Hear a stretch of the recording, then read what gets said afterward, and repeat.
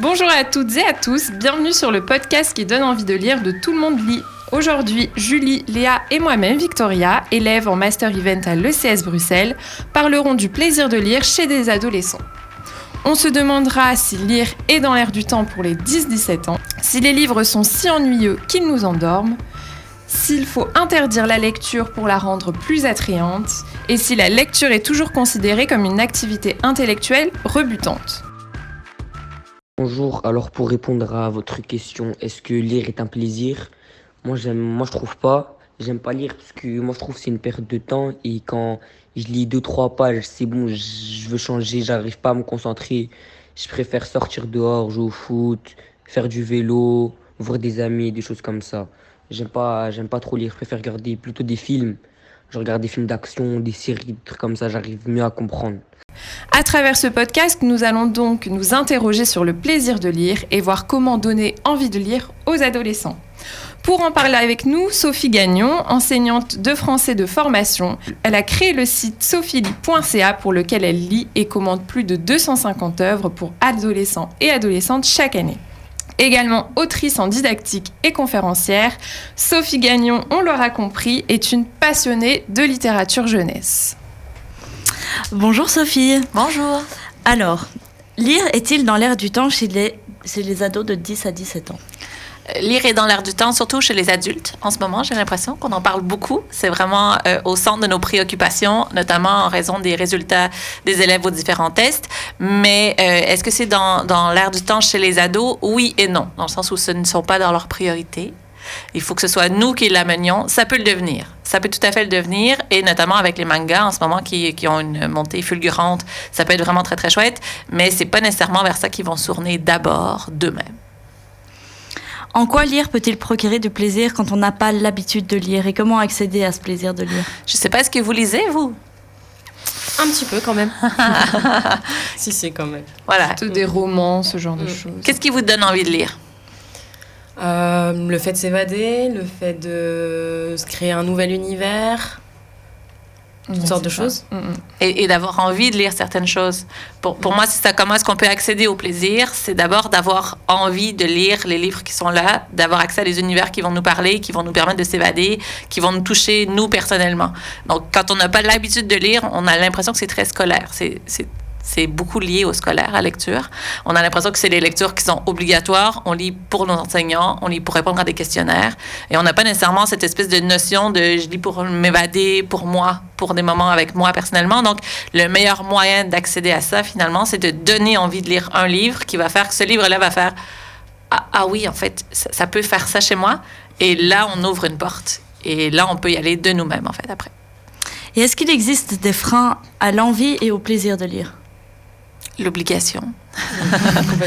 L'obligation et tout ce qui est tout ce qui est examen, en fait, questionnaire, tout ce qu'on fait avec, parce que encore là, la lecture c'est très scolaire et on lit les livres pour ensuite répondre à des questions, ce qui fait qu'on n'est pas dans le plaisir de lire. On est dans OK, il faut que je me rappelle la couleur du chien du voisin parce qu'on va peut-être me le demander lors de l'examen. Et puis c'est vraiment important d'arriver à faire un résumé. Alors je vais prendre des notes, mais alors je suis pas dans le livre parce que je dois m'arrêter à chacune des pages pour prendre des notes pour savoir ce qui va se passer.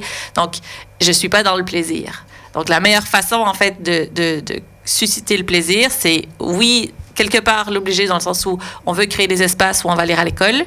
Parce que c'est là qu'on les a, qui sont là un peu prisonniers, ils n'auront pas le choix de nous suivre. Mais on veut créer des situations de classe où en fait ça va ressembler à la réalité le plus possible. S'évader dans des univers imaginaires par la lecture, est-ce une nécessité pour les enfants? En fait, c'est drôle parce que alors vous associez nécessairement l'imaginaire et la lecture. Alors que la lecture, ça peut aussi être la lecture documentaire, par exemple. La lecture pour apprendre des choses. Et il y a des enfants qui vont pas se considérer comme lecteurs-lectrices parce que pour eux, ils lisent des documentaires, ils vont lire les journaux, mais ils vont pas lire des romans, ça leur parle pas. Et donc, eux vont pas considérer comme lecteurs-lectrices parce qu'on a cette impression que, en fait, être un lecteur, une lectrice, c'est lire les grands classiques. C'est souvent ça. Les adultes aussi pensent souvent ça. Alors, c'est lire des romans intellectuels et vraiment brillants, alors que c'est pas nécessairement ça. Donc, ça peut être plein de choses. Mais c'est sûr que l'imaginaire est hyper important. Être capable de... En fait, ça développe l'empathie chez les enfants aussi. Ça développe l'ouverture au monde. Dans l'imaginaire, oui, mais aussi dans notre réalité. Harry Potter, a ouvert plein de portes à plein de gens, mais aussi nous a parlé de l'entraide, de la loyauté, de la construction de soi-même. Donc, même si on est dans l'imaginaire, en fait, c'est des thèmes qui viennent nous toucher, nous, particulièrement. Donc, c'est aussi travailler, justement, l'imaginaire des enfants, qu'ils arrivent à se développer leurs propres univers, alors que quand on est au cinéma, à la télé, ce cher Netflix, ben, en fait, les images sont toutes faites aussi. Donc, l'idée, c'est d'ouvrir ça et de dire, est-ce qu'on est capable de nous-mêmes se créer nos propres images quand on lit? D'accord. Et est-ce que vous pensez que certains styles littéraires, du fait qu'ils soient genrés, est-ce qu'ils limitent l'envie de lire aux enfants? Cette question-là m'a vraiment fait rire parce que, alors, j'aimerais savoir quels sont les styles littéraires que vous voyez comme genrés? On imagine, voilà, les histoires de princesses, les histoires de pirates pour les filles, et puis voilà, des choses plus de combat, j'ai envie de dire, pour les garçons, peut-être. Parce que les filles ne liraient pas des livres de combat. Si, bien sûr. Mais justement, nous, à l'époque, quand on était petits, c'était très genré. Les pirates, c'était pour les garçons. Les princesses, c'était pour les filles.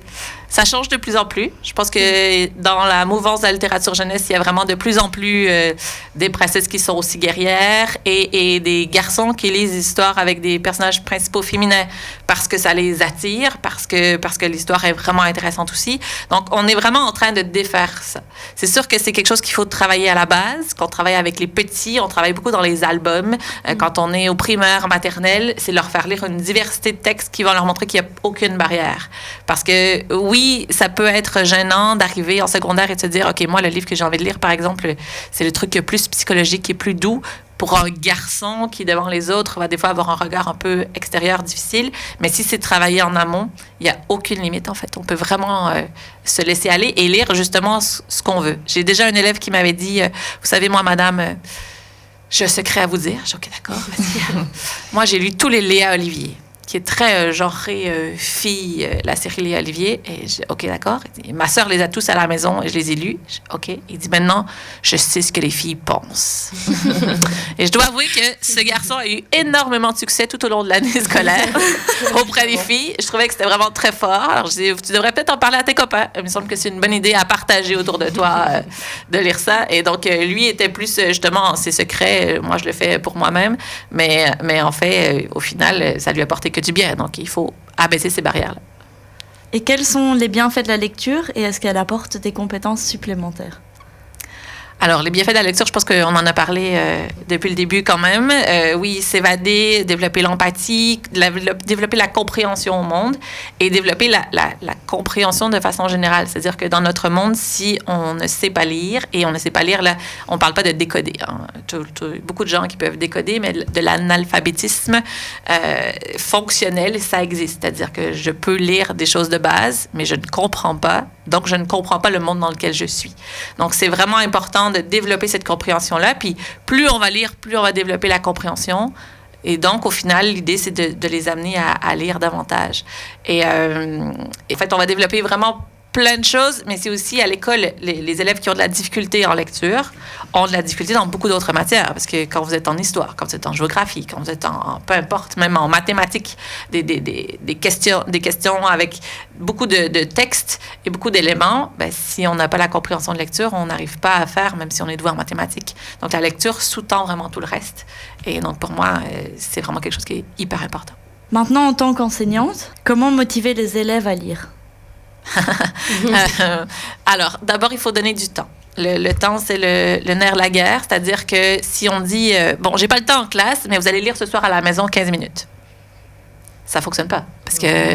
Parce que si moi, j'ai pas le temps de le faire en classe, je pense pas que mes élèves, surtout s'ils sont non lecteurs et réfractaires, vont prendre 15 minutes de leur soirée pour lire un livre, surtout si le livre les intéresse pas.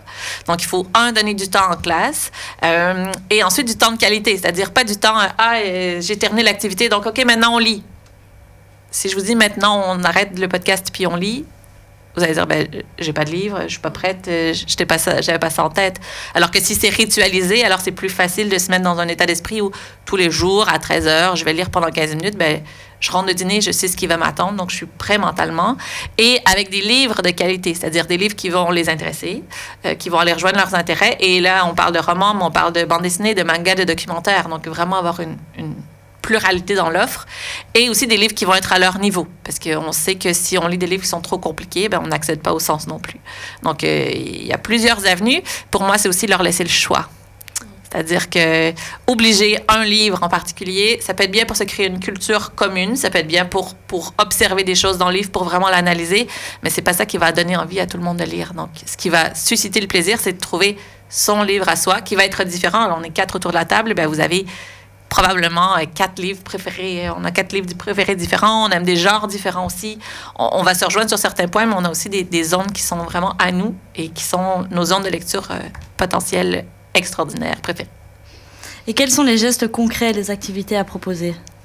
Du coup, les ateliers lecture à certaines heures de la journée? Vraiment un cadre, 15 minutes de lecture par jour, où on place vraiment ça dans la journée, mais aussi, en fait, beaucoup faire discuter les élèves de leur lecture. C'est-à-dire qu'amener les discussions littéraires, c'est aussi quelque chose qui est vraiment important.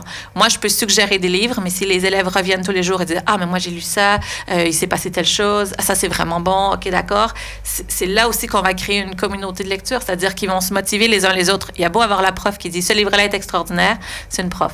Genre, c'est un autre monde. Donc, des fois, la prof a le même goût que d'autres, des fois, pas du tout. Alors, laisser les jeunes se parler entre eux. Puis, c'est aussi parler de nos lectures, c'est partager un plaisir, c'est vouloir aller plus loin. C'est quand on a un problème dans la vie et qu'on ne trouve pas de solution, souvent, on va aller se tourner vers nos amis, puis on va leur demander des conseils, on va leur parler de notre situation, on va leur demander des conseils.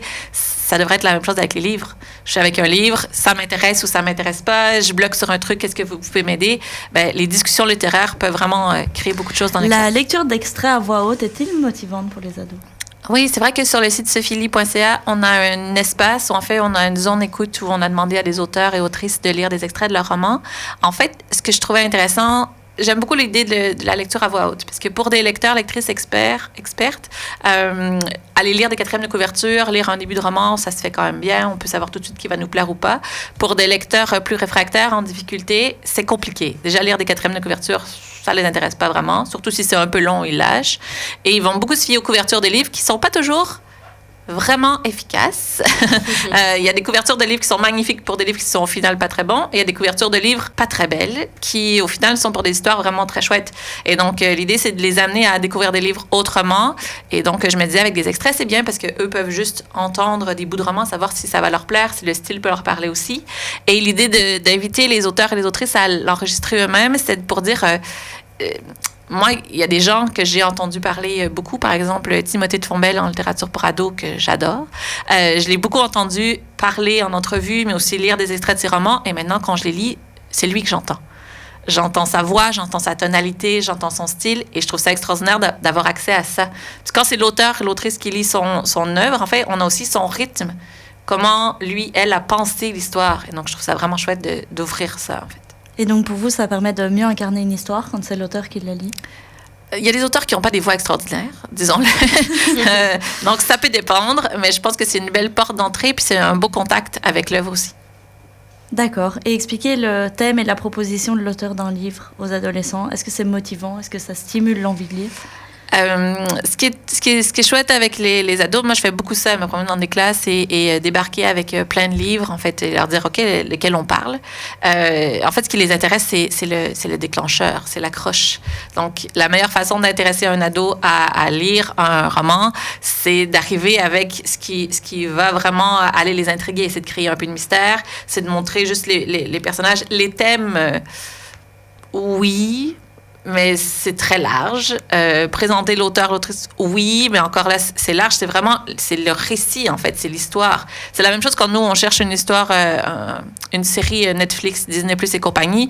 Ce qui nous intéresse, c'est pas tant les acteurs, c'est pas tant le réalisateur, c'est qu'est-ce que ça raconte. Ben, c'est la même chose pour les livres. Qu'est-ce que ça raconte? Donc, la meilleure accroche, finalement, c'est d'aller chercher ce que ça raconte, ce que ça peut susciter comme impression aussi, quand les ados accrochent beaucoup à la peur, là. Donc, aller chercher, voilà, ça peut vraiment interpeller ce sentiment-là. Ben, c'est une belle façon de les accrocher aussi. Ou lire les débuts. Il y a des débuts qui sont vraiment très réussis. J'aime bien lire le début pour essayer d'aller les chercher aussi. Et malgré qu'il y ait une bonne approche, certains adolescents semblent quand même éprouver des difficultés pour rester concentrés lorsqu'ils lisent. Comment est-ce que vous y remédiez et dans quel environnement et à quel moment faut-il En fait, souvent, ceux qui ont des difficultés, ça s'explique par plusieurs choses, mais c'est des difficultés souvent qui viennent du primaire aussi. Et souvent, c'est au niveau de la 3e année primaire où ça décroche, parce que alors les textes deviennent plus longs, plus complexes, et là, les difficultés entrent en jeu. Et ces élèves-là, souvent, ont décroché à ce moment-là. Et donc, ils lisent plus depuis qu'ils sont petits. Ce qui fait que lire plus grand et reprendre ça, c'est compliqué. Et donc, la meilleure des façons, c'est de les faire lire, oui, mais surtout de leur faire lire des textes à leur portée. Donc, des textes qui vont être plus courts, plus allégés, plus punchés. Il y a la collection Flash Fiction chez Rajo qui est vraiment extraordinaire. Chez Casterman, la collection Hanté aussi est chouette parce que c'est des textes qui sont assez courts. Mais l'idée, c'est de dire, OK, je te donne un texte qui sera pas trop compliqué, que tu peux comprendre et dans lequel tu vas embarquer et pour recréer la confiance, en fait, entre l'ado et le livre. Parce que si on leur donne des livres trop compliqués, ils vont décrocher encore, ils n'embarqueront pas et les difficultés vont rester. Et donc, voilà, là, on ne les aura pas pour le plaisir. Vous avez été enseignante pendant 9 ans. Quelles sont les expériences qui vous ont le plus marqué? Alors, une année, j'ai eu une très, très mauvaise idée avec mes élèves. J'avais des romans obligatoires. Hein. Quand je suis rentrée dans mon milieu, tout le monde avait des romans obligatoires et je ne suscitais pas des plaisirs des lecteurs, lectrices. Ça me perturbait beaucoup, moi ayant toujours lu à mort depuis que j'ai appris à lire. Et donc, une année, j'ai dit, OK, on fait un pacte. Vous lisez mes 6 romans obligatoires et en échange, vous me suggérez chacun un livre à lire. J'avais 96 élèves qui se sont réunis pour me faire une liste de 96 livres différents, dont la Bible. Imaginez ma joie. Alors, j'aurais dit, bon, moi, tous mes romans obligatoires, je les ai lus. Alors, sachez que vous devez, les romans qui sont sur cette liste-là, il doit y avoir au moins une personne qui l'a lu. Sinon, ça ne fonctionne pas, bien sûr. Et donc, ils m'ont refait une liste.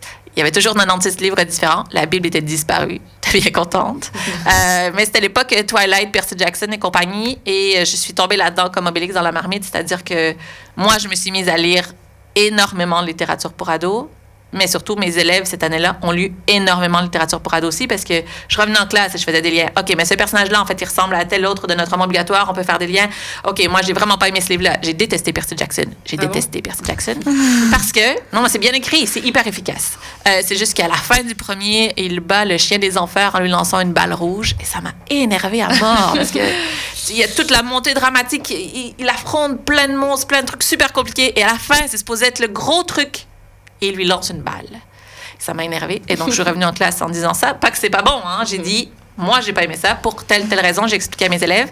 On a eu une conversation très intense avec celui qui me l'avait suggéré.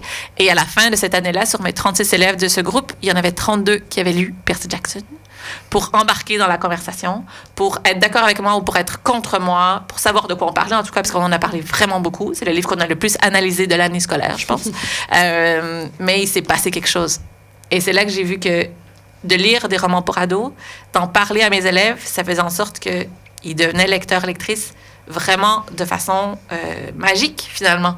Et donc, j'ai ouvert cette porte-là et c'est ce qui a, moi, changé mon enseignement, mon approche et qui fait que maintenant, voilà, j'essaie de propager ça partout. Mais du coup, c'était une bonne idée. C'était une excellente idée. Mais oui, c'était une excellente idée. Peut-être pas dire... des romans obligatoires, 96 quand même, ça faisait beaucoup.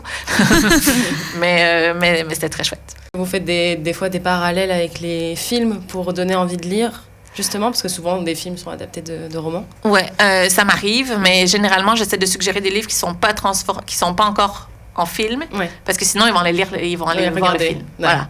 Et donc ils vont se dire, j'ai pas besoin de lire le livre. Et donc c'est mieux pour moi. Ce qui fonctionne le plus, c'est de donner envie de lire une histoire et qu'ils font, est-ce qu'il y a un film? Ouais, non. D'accord. Tu vas devoir lire le livre. Et là, c'est chouette parce que ça crée autre chose. Mais en même temps, le film peut aussi aider des lecteurs plus récalcitrants des fois parce qu'ils ont déjà une image, ils voient les personnages, ils ont une idée du décor, ils connaissent ce qui s'en vient. Moi, personnellement, si j'ai vu le film, je suis pas intéressée par le livre parce qu'on dirait que je suis déjà à la fin. Donc, ça me garde moins actif. Mais ça dépend encore là des personnes. Vous venez du Québec? Ça s'entend. Oui, un petit peu. Y a-t-il des différences dans les pratiques de lecture entre la Belgique et le Canada? Marouane, en fait, au Canada, il y a vraiment depuis quelques années une montée de la lecture en primaire. Donc, il y a des groupes, j'enseigne de la littérature jeunesse, les ateliers de lecture et d'écriture au primaire. Donc, on travaille énormément avec les livres au primaire et ça se ressent dans les élèves qui arrivent au secondaire aussi, qui sont beaucoup plus habitués d'être en contact avec des livres, d'avoir lu en quantité aussi. En Belgique, souvent, on fait des rallyes lecture, mais souvent, les rallyes lecture, c'est tu dois lire le plus de livres possible et pour cocher des cases et répondre à 2-3 questions pour dire que tu les as lus, mais on ne fait pas nécessairement de lien, on ne fait pas nécessairement de sens avec ces lectures-là. Et donc, on est dans cette idée de quantité, mais qui ne sert à rien, alors que là, on essaie vraiment d'intégrer les livres dans le sens et dans la vie quotidienne, ce qui fait que ça fait en sorte que les élèves sont plus lecteurs quand ils arrivent à l'adolescence. Et donc, quand on décroche un peu, ben, ils ont quand même ce lien-là qui est très fort. Ici, je dis pas que ça se fait pas. Il y a des classes extraordinaires. J'ai vu des classes de primaire avec plein de livres. J'ai vu des profs vraiment très, très motivés. Mais j'ai l'impression qu'il y a moins de livres en classe. Il y a beaucoup d'écoles primaires où il y a pas de bibliothèque. Où il y a une bibliothèque et elle est ouverte 15 minutes par semaine où on peut aller. Ce qui fait que ces enfants-là, n'étant pas en contact avec les livres et peut-être pas à la maison, ben, arrivent à l'adolescence en ayant été très, très peu en contact encore. Et là, on a des œuvres à lire obligatoirement, à analyser. On essaie d'amener leur esprit plus loin, mais si on n'est pas habitué à observer des œuvres, à les analyser, à faire des liens entre elles, en primaire, c'est difficile d'amener ça au secondaire. Donc, c'est vraiment un travail de fond qui doit être créé à la base, mais il faut avoir plus de livres en classe. Ouais. Notre question pour conclure, on se demandait si ne pas lire par manque de temps, c'est vraiment une excuse bidon. En fait, si on dit qu'on n'a pas le temps, c'est qu'on n'est pas en train de lire le bon livre. On n'est pas en train de lire le bon livre. Parce que si vous commencez un livre, disons le 15 minutes de lecture par jour à l'école, tu commences un livre qui t'intéresse vraiment beaucoup. Au bout du 15 minutes, tu es frustré. Tu veux savoir la suite. Donc, le soir, tu vas te créer du temps. Tu vas avoir du temps en attendant le bus. Oui, il y a ton téléphone, mais tu veux savoir la suite de l'histoire. Alors que si tu n'as pas commencé de livre, ben, tu n'as pas le temps parce que ça ne t'intéresse pas. Ou si tu es en train de lire un livre vraiment ennuyant, tu n'as jamais le temps de l'avancer parce que tu as plein d'autres choses à faire. Donc, il faut trouver le bon livre dans ce temps de qualité obligatoire, finalement, pour faire en sorte qu'on va s'en créer ailleurs. Donc, quand on dit « je manque de temps », pour moi, c'est, en fait, je ne suis pas en train de lire le bon livre. Et donc c'est vraiment une excuse ça. Bidon. C'est une excuse bidon. Oui, parce que il y a des gens qui ont besoin d'avoir vraiment des circonstances très particulières, là, qui doivent être dans le silence, donc ils vont attendre d'être le soir ou dans leur bain, par exemple, pour lire un livre. Mais il y a beaucoup de gens qui peuvent lire partout. C'est juste qu'on choisit la facilité, genre le téléphone, pendant ce temps-là où on attend le bus, on attend que quelqu'un vienne nous voir. Ou voilà, tout à l'heure, quand je vous attendais que ce soit prêt, j'ai sorti un livre. Parce que l'histoire m'intéresse, puis je veux savoir ce qui va se passer avec le personnage. Donc, il y a ça. Il faut trouver ce bon livre-là, puis le temps va se créer tout seul. Cet épisode a été écrit et monté par tous les élèves de Master Event de l'ECS Bruxelles. Merci à Marwan pour sa participation et ses réponses à nos questions. Merci Sophie Gagnon pour votre disponibilité et votre expertise. On vous souhaite plein de belles choses et de continuer à répandre votre passion pour la lecture au plus grand nombre et dans le monde. On se retrouve vite au prochain épisode et d'ici là, n'oubliez pas de vous évader en lisant.